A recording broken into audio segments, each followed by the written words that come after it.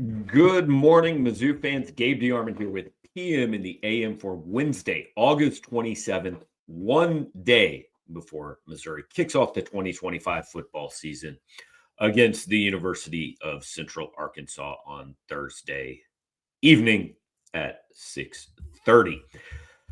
The big news today, obviously what we're going to be talking about, the quarterback report that came out on Tuesday from ESPN's Pete Thamel. I think you guys have learned over the years, if Pete Thamel reports it, you can believe it about this program. You guys can figure out on your own how that happens, but that's if Thamel's reporting it, it's accurate. It's going to happen. So I saw people saying, "Well, how would he know?" Pete's good at this. He would know. So what's going to happen is Beau Pribula going to play the first half, Sam Horn going to play the second half. Now, I've said all along, if that was the case, then I don't really believe this was ever a competition.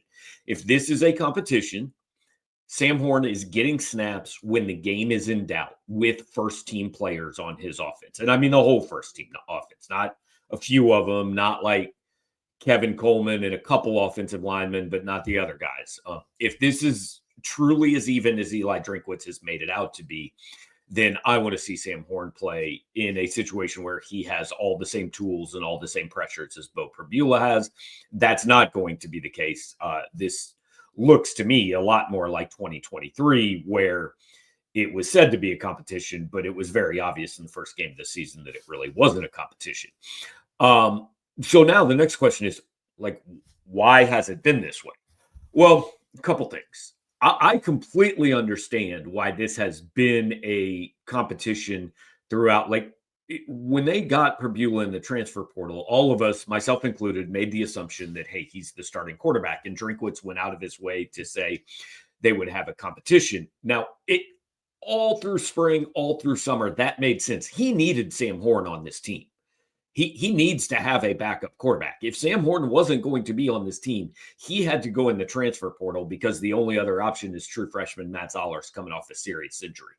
So all summer long, completely made sense. And then Sam gets drafted by the Dodgers. He signs, I think, the day before camp started, all that. So completely understand. You've got to have this competition through fall camp, or you've got to present it that way.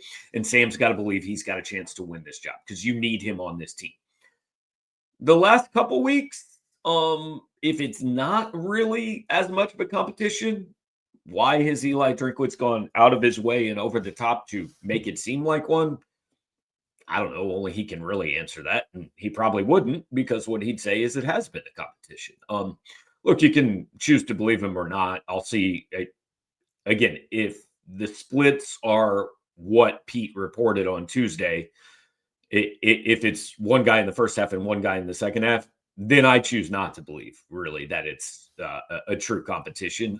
That's just based on my eyes and what I see. If you choose to believe, what you hear and that it is a competition and it doesn't matter if they split it by half, that's fine. I don't really think it matters that how Eli Drinkwitz has handled it over the last 2 weeks, as long as his team's on board with it. Sam Horn has said, hey, they've been upfront with me all along. Beau Pribula has said the same thing. That's all that really matters. It doesn't matter what he says to me or to anybody else in the local media, in the press conference. I think there are some fans out there who, want it to be a little more transparent and truthful and get a little bit offended. That's up to you. But again, it's his program. If he goes and wins 10 games again this year, nobody's going to care. That's ultimately what this comes down to.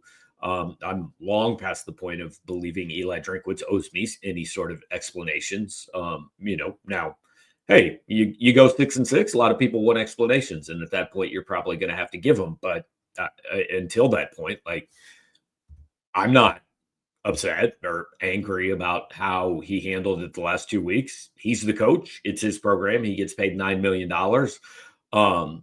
It does appear to me a little bit where he's created I don't want to say controversy, because I don't really think there's a controversy, but I think he has maybe, based on what's going to happen Thursday, over-exaggerated the level of the competition or the closeness of the competition a little bit. Again, that's my guess. I can't say that. I haven't seen the practices. And was it necessary Probably not. But again, like I've got no anger about it. He runs the program. He can do it however he wants. And the only thing that really matters is that he ends up picking the right quarterback and the guy who can win him as many games as possible. As of this morning, that certainly looks like it's going to be Beau Pribula. Who knows? Maybe weird things happen and that changes, but that's certainly what it looks like this morning. Appreciate you guys hanging out here with me on Wednesday morning. Tomorrow morning, we'll be back with the official prediction here on PM and the AM. I'll give you a spoiler. I'm probably going to pick Missouri to win. Plenty of stuff going on the channel. Want you to check all that out. Also today, the last day that we've got 50% off the first year of an annual VIP subscription. We will have some other things coming up here in the first couple weeks of the season. So, you will still have a chance to get a deal, but today is the last day for 50% off. And if you want to be a part of it throughout the 2025 season and get all of our coverage, encourage you to join us over there. Thanks for hanging out. Talk to you next time.